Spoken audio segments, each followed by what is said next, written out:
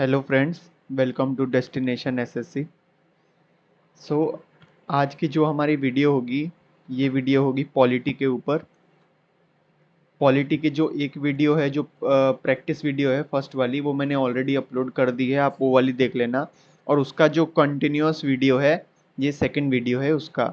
इसमें भी practice questions होंगे, प्रैक्टिस प्लस थ्योरी। और इसमें भी 20 क्वेश्चंस होंगे प्रैक्टिस के, और प्लस उनके जो जितनी भी थ्योरी होगी उससे रिलेटेड, वो भी मैं करवा दूंगा। और जो पॉलिटी के क्लासेस हैं, पॉलिटी की क्लासेस जो कि एम लक्ष्मीकांत से कराई जा रही है, उसकी भी 2 वीडियोस अपलोड कर दी है, आप वहां से जाके देख सकते हैं। तो स्टार्ट करते हैं। Dual citizenship is a feature of. तो जैसा कि मैंने आपको पॉलिटी की जो सेकंड वीडियो है उसमें मैंने पढ़ा रखा था कि इंडियन जो कॉन्स्टिट्यूशन है, इसमें 2 तरह के फीचर हैं। एक है यूनिटरी और एक है फेडरल। और इसके कौन कौन से फीचर यूनिटरी हैं और कौन कौन से फेडरल है, मैंने उस वीडियो में बता रखे हैं, तो आप वहां जाके देख सकते हो। तो जो डुअल सिटीजनशिप है, ये जो फीचर है, ये फेडरल गवर्नमेंट का है। फेडरल गवर्नमेंट में डिवीजन ऑफ पावर्स होते हैं, तो ये फेडरलिज्म का एक फीचर है। और यूनिटरी गवर्नमेंट, मैंने आपको बताया था कि सारी जो पावर होती है वो एक सेंटर में कॉन्सेंट्रेटेड होती है, तो वो यूनिटरी टाइप ऑफ गवर्नमेंट होती है। और पार्लियामेंट्री टाइप ऑफ गवर्नमेंट होती है कि जो पीपल होते हैं वो अपने रिप्रेजेंटेटिव्स चुनकर भेजते हैं यहाँ पर। या तो रिप्रेजेंटेटिव चुनकर भेजते हैं या फिर बाय द पीपल ही वो चलता है, वो पार्लियामेंट्री टाइप ऑफ गवर्नमेंट होता है। और प्रेसिडेंशियल टाइप ऑफ गवर्नमेंट होता है जिसमें प्रेसिडेंट जो होता है वो हेड होता है स्टेट का, जैसे कि यूएसए। ठीक है, next question. Which of the following writs can lie only against a person holding public office? कौन सा ऐसा रिट है जो सिर्फ उसी पर्सन के खिलाफ इस्तेमाल किया जा सकता है जिसने सरकारी ऑफिस या फिर पब्लिक ऑफिस को होल्ड कर रखा है, मतलब उसमें बैठा हुआ है। यहाँ पे पब्लिक ऑफिस का मतलब है सरकारी दफ्तर।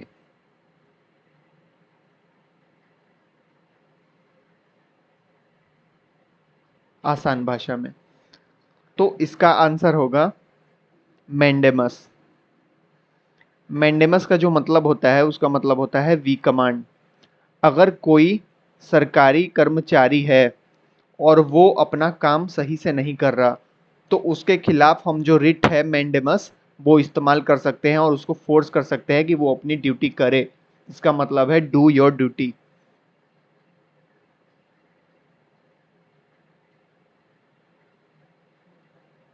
ठीक है। और बाकी ये जो प्रोहिबिशन और सरसरारी है, इन दोनों का इस्तेमाल लोअर कोर्ट्स के लिए होता है। मतलब कोई फैसला है, अगर उसको क्रश करना है तो सरसरारी का इस्तेमाल होगा, और उसमें सुधार करना है तो प्रोहिबिशन का।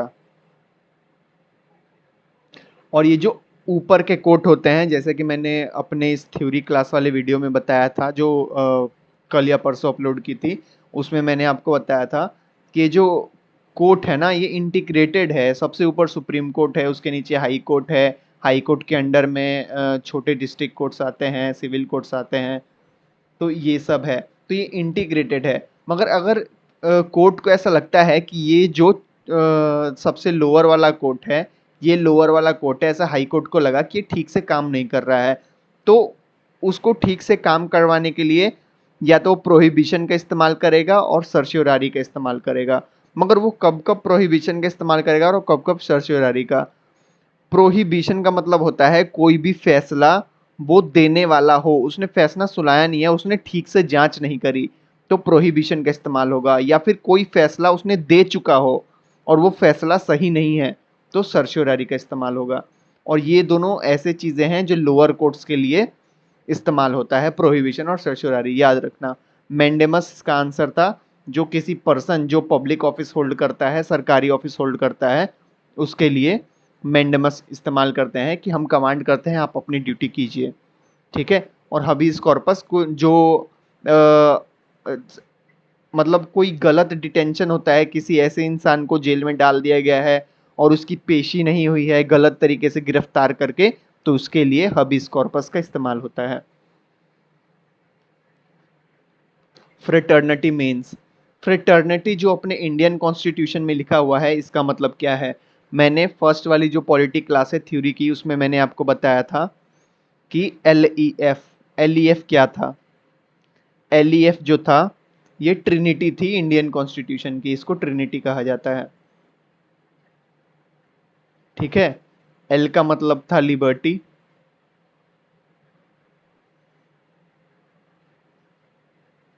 ई का मतलब था इंटेग्रिटी, और एफ का मतलब था फ्रेटर्निटी। ठीक है। लिबर्टी, इंटेग्रिटी एंड फ्रेटर्निटी, इसको ट्रिनिटी कहा जाता था, कहा जाता है इंडियन कॉन्स्टिट्यूशन का। और इसमें फ्रेटर्नी का मतलब था स्पिरिट ऑफ ब्रदरहुड, मतलब भाईचारा।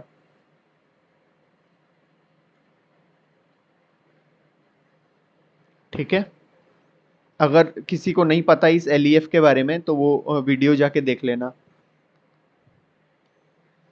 The words socialist and secular were inserted in the preamble of the constitution by, ऐसे कौन से इंडियन मतलब कौन से अमेंडमेंट ऑफ द कॉन्स्टिट्यूशन में ऐसा हुआ था कि प्रियम्बल में सोशलिस्ट और सेक्युलर वर्ड ऐड कर दिए गए?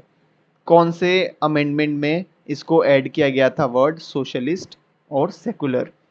तीन वर्ड ऐड किए गए थे, SSI, socialist, secular and integrity. ठीक है। तीन वर्ड का इस्तेमाल हुआ था, SSI, socialist, secular and integrity. I का फुल फॉर्म था इंटेग्रिटी।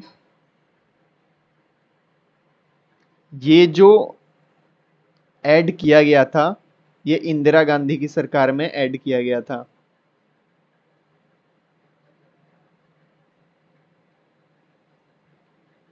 और इंदिरा गांधी की हुई कौन सी अमेंडमेंट थी जिसको मिनी कॉन्स्टिट्यूशन भी कहा जाता है? उसका आंसर है 42nd। It is also called mini constitution.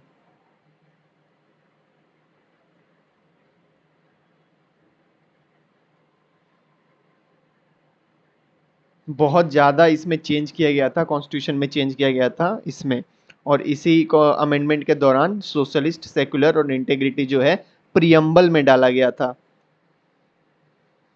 और फिर जो इंदिरा गांधी जी के बाद जो सरकार आती है, उसमें वो सरकार एक और अमेंडमेंट करती है, वो अमेंडमेंट होता है 44th अमेंडमेंट। इस अमेंडमेंट के बारे में हम बताएंगे, मगर एक दो फेमस फीचर्स है इसका। जो राइट टू प्रॉपर्टी, जो फंडामेंटल राइट था,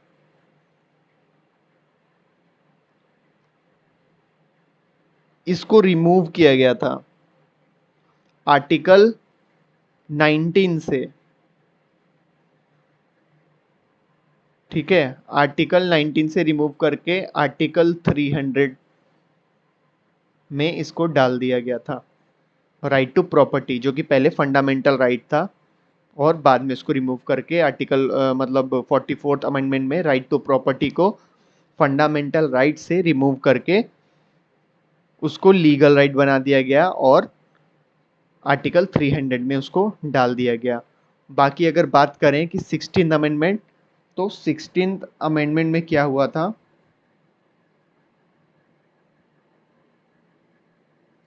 तो 16 अमेंडमेंट जो है, इसको 1963 में किया गया था। ठीक है। इसमें लिमिटेशंस लगाई गई थी, freedom of speech, freedom of speech, free speech, expression,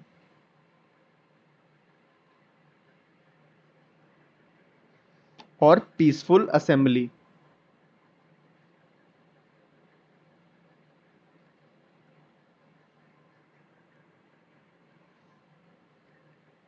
peaceful assembly and association. इस पे लिमिटेशंस लगाई गई थी कि आप ये सब कर तो सकते हैं, ये आपका मौलिक अधिकार तो है, फंडामेंटल राइट तो है, बट इस पे कुछ लिमिटेशंस है। जैसे क्या होता है कि फ्रीडम ऑफ स्पीच है ना, कई कई बार ना आप जो देश है उसकी ना अखंडता पर भी हमला करते हैं कि लोगों आओ और हमला करो इधर उधर। तो ऐसा कोई लीगल नहीं हो सकता ना, आप फंडामेंटल राइट को उसका गलत इस्तेमाल नहीं कर सकते। तो इसीलिए जो फंडामेंटल राइट है, स्पीच है, एक्सप्रेशन है, इसके ऊपर रिस्ट्रिक्शंस लगाए गए थे। आप पीसफुल असेंबली नहीं कर सकते। अगर धारा 144 लगी हुई है तो आपका ये जो फंडामेंटल राइट है पीसफुल असेंबली का, वो चला जाता है, क्योंकि वहां पे 5 लोगों से ज्यादा इकट्ठा नहीं हो सकते। ठीक है। तो आर्टिकल ये अमेंडमेंट 16 मैंने बता दिया। Freedom of speech, expression, peaceful assembly and association में रिस्ट्रिक्शंस लगी थी। 42 इंदिरा गांधी की सरकार में, जिसको मिनी कॉन्स्टिट्यूशन भी कहा जाता है, जिसमें सोशलिस्ट सेकुलर इंटेग्रिटी को प्रियम्बल में ऐड किया गया था, जो ये तीनों वर्ड्स थे। और 44th अमेंडमेंट जो है ये, इसमें राइट टू प्रॉपर्टी को रिमूव करके, आर्टिकल 19 से रिमूव करके आर्टिकल 300 में डाल दिया गया था, और इसको फंडामेंटल राइट से लीगल राइट बना दिया गया था। ठीक है। और अगर बात करें जो 7th कॉन्स्टिट्यूशनल अमेंडमेंट एक्ट है, इसमें जो स्टेट्स थे बी कैटेगरी के, उसको हटाया गया था, उसमें कुछ चेंजेस की गई थी। तो नेक्स्ट क्वेश्चन पर चलते हैं। Which of the following fundamental right is given in article 21? तो इसका आंसर है right to life. Right to life का क्या मतलब है? अभी जो 22nd सेंचुरी, अभी हाल फिलहाल में जो चल रहा है, आपने सुना होगा राइट टू प्राइवेसी,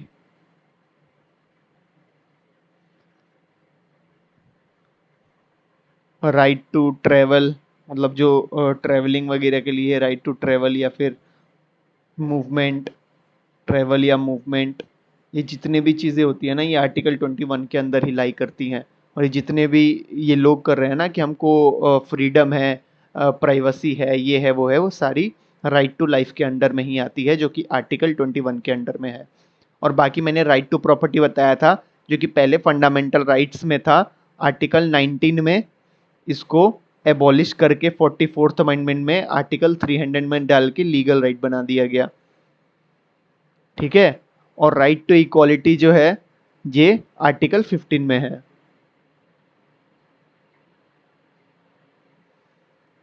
ठीक है। और जो राइट टू स्पीच है ये आर्टिकल 19 में है।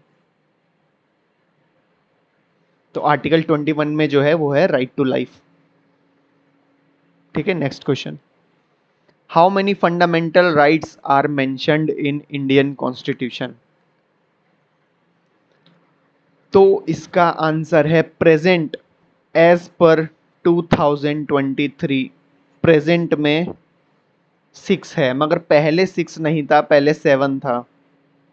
मैंने अभी बताया जो पहले 7 था, जो पहले राइट टू प्रॉपर्टी भी था, वो इसका हिस्सा हुआ करता था। इसको रिमूव किया गया और इसको आर्टिकल 300 में डाला गया, उसके बाद से वो फंडामेंटल राइट नहीं रह गया। तो पहले 7 थे, अब 6 हैं। ठीक है। Next. In Indian constitution fundamental rights were taken from the constitution of. जो हमारे कॉन्स्टिट्यूशन में फंडामेंटल राइट्स है वो कौन से कॉन्स्टिट्यूशन से उठाए गए थे, कौन सी कंट्री के? तो इसका आंसर है USA, United states of America. यहां से फंडामेंटल राइट्स जो है उठाए गए थे। ठीक है। और बाकी हमने यूके से क्या लिया है, यूएसआर से क्या लिया है, आयरलैंड से क्या लिया है, ये मैंने प्रेवियस वाली वीडियो में करवा दिया है, आप वहां जाके देख सकते हो। विच of the following is a political right? Political right क्या है? तो इसका आंसर होगा राइट टू वोट। आपको ये अधिकार है कि कोई भी ऐसा पर्सन जो 18 प्लस हो चुका है और इंडियन कॉन्स्टिट्यूशन में, मतलब इंडियन इलेक्टोरल रोल्स में एनरोल्ड है, वो वोट कर सकता है।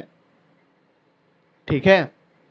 अगर उसके ऊपर जो हमारे लॉज हैं, जो नियम कानून है, उस पर कोई रिस्ट्रिक्शन नहीं लगा हुआ है, तो वो कर सकते हैं वोट। यही होता है political right. Who can impose reasonable restriction over fundamental right? तो इसका आंसर है हमारी जो पार्लियामेंट है वो रीजनेबल रिस्ट्रिक्शंस लगा सकती है, प्रतिबंध लगा सकती है फंडामेंटल राइट पर। और कैसे लगा सकती है, मैंने अभी पुराने वाले क्वेश्चन में कराया कि जो अमेंडमेंट हुआ था, अमेंडमेंट 16, उसमें लगाया हुआ था प्रतिबंध freedom of expression, speech, freedom of assembly, इन सब के ऊपर। क्यों लगाया गया था, इसका भी एक रीज़न है। जैसे कि मैंने आपको बताया कि जब भी कोई हालात बिगड़ते हैं किसी क्षेत्र के, तो धारा 144 लगती है। तो धारा 144 में क्या होता है कि कोई भी इंसान होता है वो एसोसिएट नहीं कर सकता, वहाँ से 5 से ज़्यादा लोग वहाँ पे इकट्ठा नहीं हो सकते। मगर राइट टू एसोसिएशन भी तो एक फंडामेंटल राइट है ना। तो ऐसे तो कोई भी कह देगा कि हमारा तो भाई फंडामेंटल राइट है, फंडामेंटल राइट आपने इन्फ्रिंज कर दिया, तो फिर ऐसे कैसे चलेगा।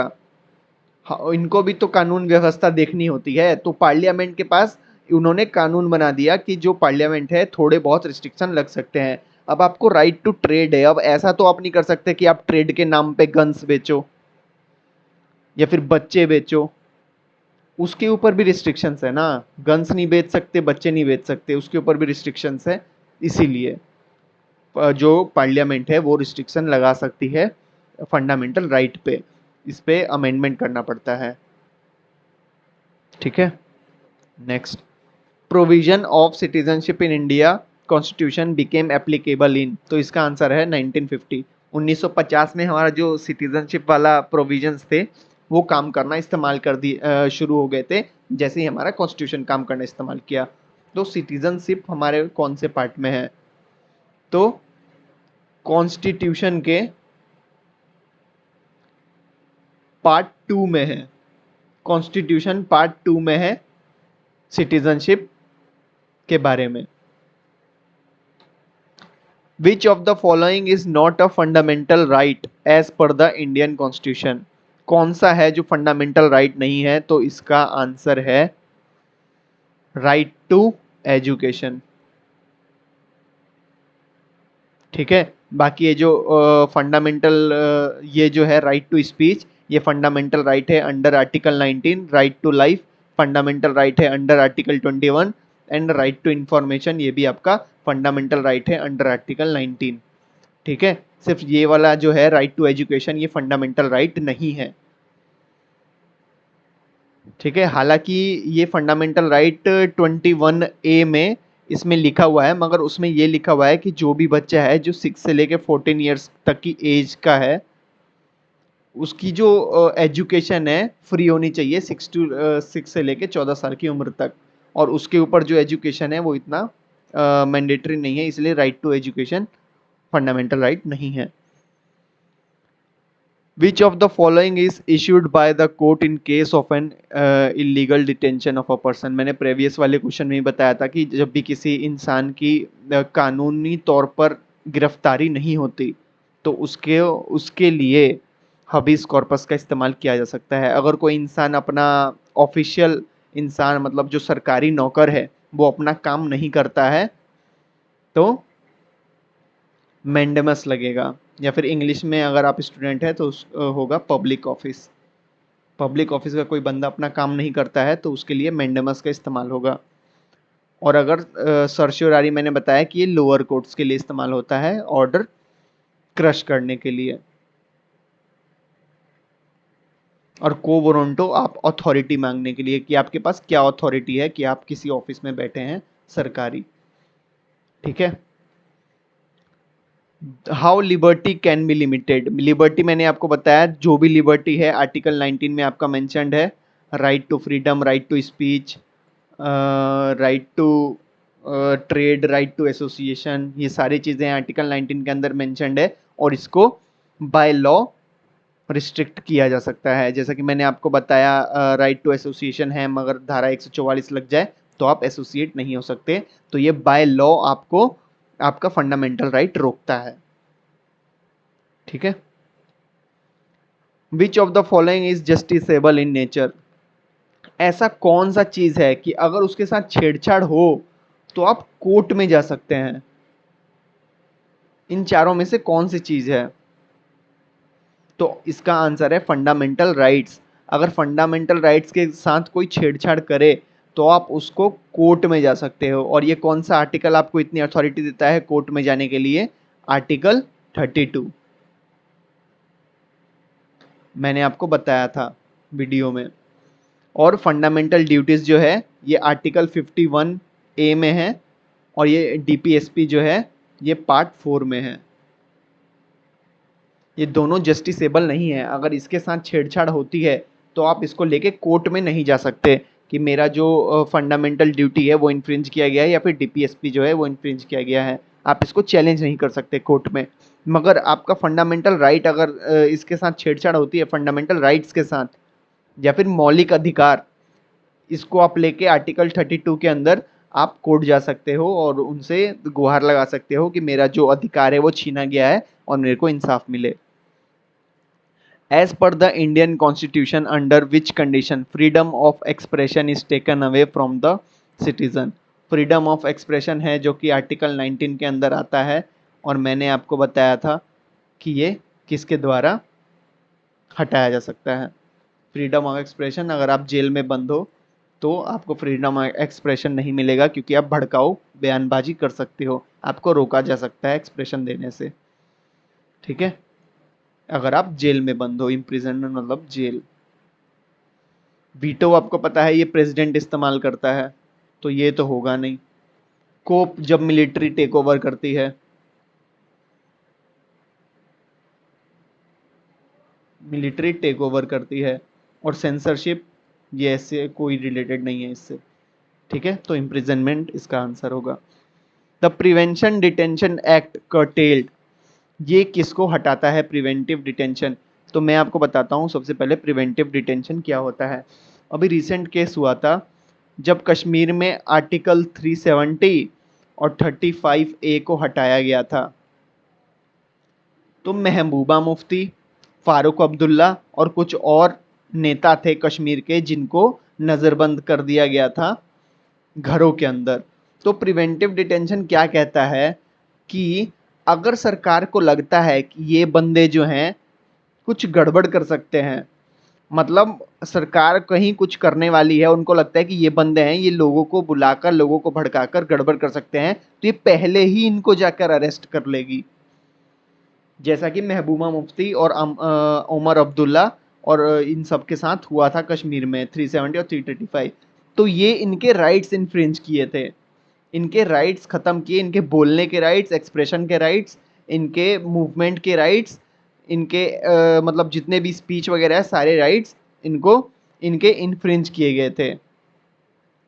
ठीक है, तो कौन सा राइट ये इन्फ्रिंज किया होगा? तो पक्का फ्रीडम, आज़ादी नहीं दी, इनकी आज़ादी ख़त्म कर दी और इनको नज़रबंद कर दिया गया। और मैंने एग्जाम्पल आपको बताया उमर अब्दुल्ला,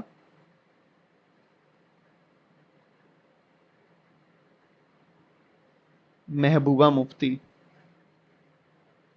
बहुत ही कड़क एग्जाम्पल है।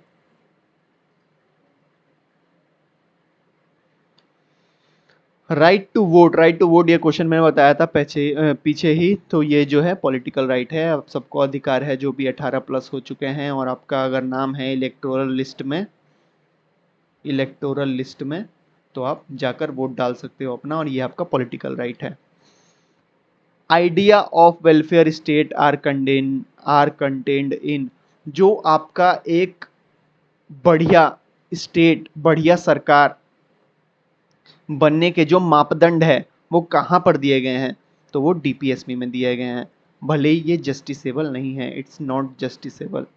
आप इसको लेके अगर ये ना किया जाए तो जस्टिसेबल नहीं है। आप इसको कोर्ट में नहीं ले जा सकते, आप इसको कोर्ट में नहीं ले जा सकते कि आपने, सरकार जो है उसने ऐसा नहीं किया। और इसका एक बहुत कड़क एग्जाम्पल है डीपीएसपी में आर्टिकल 44। आर्टिकल 44 में क्या है? आर्टिकल 44 में है यूनिफॉर्म सिविल कोड, यूसीसी। बहुत डिमांड में चल रहा था ये यूनिफॉर्म सिविल कोड है जो कि आर्टिकल 44 है। मगर बदकिस्मती से आर्टिकल 44 जो है ये डीपीएसपी में पड़ता है। डीपीएसपी में पढ़ने के कारण ऐसा इसको इम्पोज किया जाए, ये मैंडेटरी नहीं है। इसको इम्पोज करने के लिए अमेंडमेंट करना पड़ेगा कॉन्स्टिट्यूशन में, जो कि बहुत लंबा प्रोसेस है, इसलिए गवर्नमेंट नहीं कर रही है और यूनिफॉर्म सिविल कोड लागू नहीं हो पा रहा है। तो ये बहुत बड़ा एग्जाम्पल है। जबकि यूनिफॉर्म सिविल कोड है, ये कॉन्स्टिट्यूशन में है मगर डीपीएसपी में है, इसलिए जस्टिसेबल नहीं है, कोर्ट में नहीं जा सकते इसको लेकर। The term fraternity in the preamble of the constitution mean a sense of, ये शायद मैंने क्वेश्चन करवा दिया है। इसका है ब्रदरहुड, ब्रदरहुड भाईचारा। ठीक है। विच of the following reads literally means what is your authority, ये भी मैंने बता दिया है आपको, व्हाट इज योर अथॉरिटी। तो इसका है कोवरंटो, ये है इसका आंसर। आपकी क्या अथॉरिटी है कि आपने पब्लिक ऑफिस पकड़ रखा है। प्रोहिबिशन मैंने बताया है, ये लोअर कोर्ट्स के लिए प्रोहिबिशन और सर्श्योरारी। प्रोहिबिशन अगर कोई फैसला है और कोर्ट ने सही चीज से वो मतलब प्रोसेस नहीं किया है तो प्रोहिबिशन का इस्तेमाल अपर कोर्ट कर सकती है। सर्श्योरारी भी क्यों है, ऑर्डर क्रश करने के लिए लोअर कोर्ट्स का। कभी किसी को सजा हो जाती है तो वो बोलता है ना कि मैं हाई कोर्ट जाऊंगा, सुप्रीम कोर्ट जाऊंगा, ताकि वहां पे फैसले बदलवा सके। तो वो सर्श्योरारी ही होता है। हाई कोर्ट और लोअर कोर्ट्स के जो फैसले बदलते हैं ना सुप्रीम कोर्ट में, वो सर्श्योरारी का इस्तेमाल करके बदलता है। और अगर फैसला नहीं आया है और तब बदलना है तो प्रोहिबिशन हो गया। और हॉबीज कॉर्पस मैंने बता दिया क्या था, यहाँ पे स्पेलिंग गलत है, हबीज है। ठीक है। हबीज कॉर्पस किसी की पेशी करनी होती है, इलीगल डिटेंशन है तो हबीज कॉर्पस इस्तेमाल होगा। तो इसी के साथ जो आज की वीडियो थी, जो 20 क्वेश्चंस थे वो हो गया। और बाकी अगर आप हमारा व्हाट्सएप ग्रुप जो है ये ज्वाइन करना चाहते हो, टेलीग्राम ग्रुप ज्वाइन करना चाहते हो या फिर फेसबुक इंस्टाग्राम, तो इसके सारे जो लिंक्स हैं ये डिस्क्रिप्शन में पड़े हुए हैं। और ऐसे ही मैं रेगुलर वीडियो लाता रहूँगा डिटेल्स में, तो आप यहाँ पे प्रैक्टिस कर सकते हो। और बाकी मैथ्स वगैरह की वीडियो जल्दी आ जाएगी। तो बाकी thank you for your thank you for watching the video, and do leave a like and subscribe the channel.